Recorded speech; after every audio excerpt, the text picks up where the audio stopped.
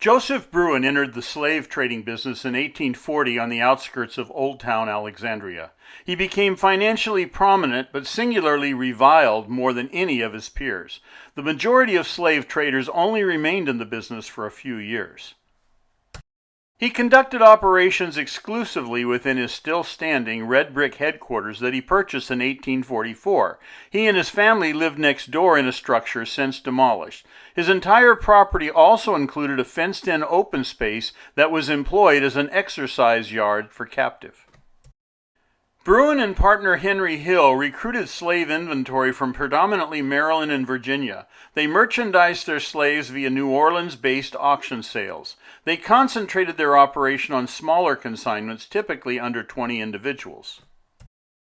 Bruin employed steamships, brigs, and schooners for his larger contingents and overland travel via inland riverways. His slaves were bound and chained thoroughly through merciless transfers. Writer Harriet Beecher Stowe would brand Joseph Bruin with international notoriety. In her A Key to Uncle Tom's Cabins edition, published in 1854, she defended her popular novel Uncle Tom Cabins, released 2 years earlier. Her critics complained that her first writing regarding slavery widely exaggerated abuses and were fabricated accounts. One of her authenticated stories involved the Edmondson family. Bruin and Hill purchased the Edmondson slave family and transferred them to their holding facility in Alexandria. According to Stowe's account, Joseph Bruin's daughter begged her father to exclude Mary and Emily Edmondson from a group that was destined for New Orleans. Due to their lighter complexion, Mary and Emily's future was presumably fated for prostitution.